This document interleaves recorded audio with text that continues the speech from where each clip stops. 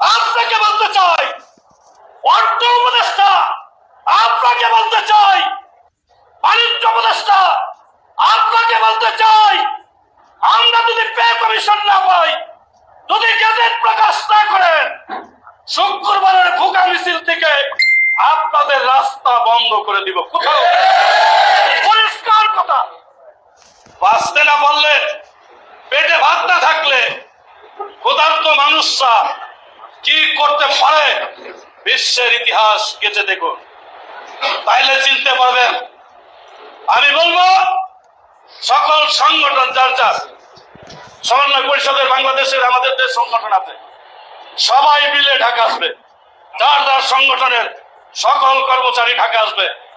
সারা জীবন আমরা এই 17টি বছর ফ্যাসিস্টের সময় সরকার জনগণের সেবা দিয়েছি।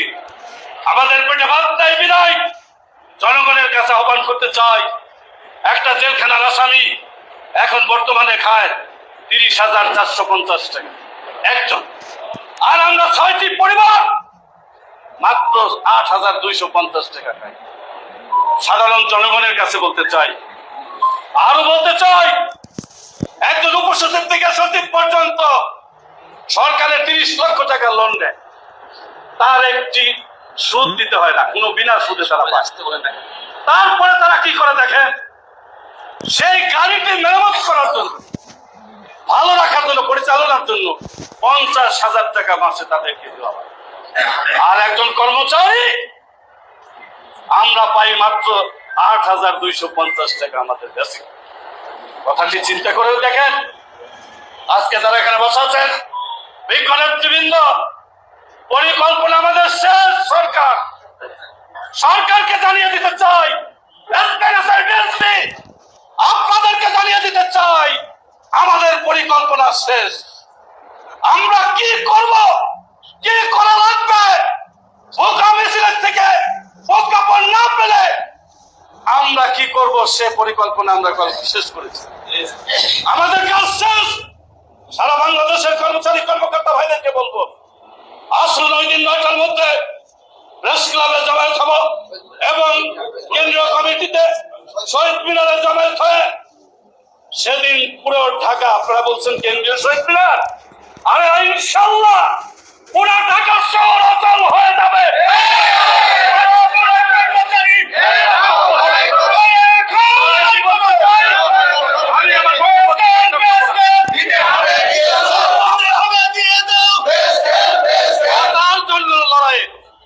সকলে অংশগ্রহণ করব, আমাদের ভাগ্যে যা আছে তাই আমরা মেনে নিব, কিন্তু লড়াই থেকে আজকে যাদেরকে এই মঞ্চে দেখছেন একজনও পিছপাও হব নাই।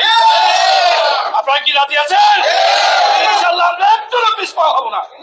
কিন্তু আপনারা আসুন, সকলের সহযোগিতা মিলে দলমত নির্বিশেষে আমাদের বাঁচার অধিকারের জন্য রাষ্ট্রের যে উন্নয়ন আমরা করি, সম্পদ আমরা তৈরি করি, রাষ্ট্রের সম্পদ আমরা অর্জন করি, কিন্তু আমরা না খেয়ে থাকি, এই কথাটা বুঝতে চায় না। আজকে বুঝিয়ে দেওয়ার জন্য আমরা শপথ নিয়েছি, ছোট্ট ছোট্ট কর্মসূচি পালন করেছি। আগামীকালকে শেষ প্রোগ্রাম, কালকের কর্মসূচি সারা বাংলাদেশে বাস্তবায়ন হবে এবং শুক্রবারে কেন্দ্রীয় শহীদ মিনার থেকে আমাদের ফাইনাল খেলা। আমি আমার বক্তব্য দীর্ঘায়িত না করে আপনারা যারা আছেন নীতি নির্ধারক বন্ধুরা সকল মিলে আজকে রাজ্য থেকে আমরা আমাদের জায়গায় যোগাযোগ রাখবো এবং সব জেলায় জেলায় আপনারা যোগাযোগ করবেন। যারা আসবেন মনে রাখবেন, অতীতে অনেক আন্দোলন করেছি, দেখেছি একটি ষড়যন্ত্রকারী থাকে, কিছু লোক ষড়যন্ত্র করার জন্য সরকারের পক্ষ থেকে লাগিয়ে রাখে। আমরা শান্তিপূর্ণ কর্মসূচি করব এবং শান্তিপূর্ণ ভুকা মিছিল করব। আমরা কোনো উশৃঙ্খলা কর্মচারী নয়, আমরা কোনো রাজনৈতিক দলের কর্মচারী কর্মকর্তা নয়, আমরা সরকারের রাষ্ট্রের কর্মচারী। আমরা নিয়ম শৃঙ্খলার মধ্য দিয়ে শান্তিপূর্ণভাবে আমরা আমাদের মিছিলটি সমাপ্ত করব, অবস্থান কর্মসূচি করবো। সেখানে আপনাদের সবার সহযোগিতা চেয়ে এই কষ্ট করে দীর্ঘক্ষণ যাবৎ 3টায় থেকে আজকে নীতি নির্ধারকরা এখানে বসে আলাপ আলোচনা করেছেন রাত 8টা 9টা পর্যন্ত। আপনাদের সকলকে আন্তরিকভাবে ধন্যবাদ জানিয়ে, অভিনন্দন জানিয়ে আমি আমার বক্তব্য এখানে শেষ করছি। সবাই সফল হন। ধন্যবাদ সবাইকে।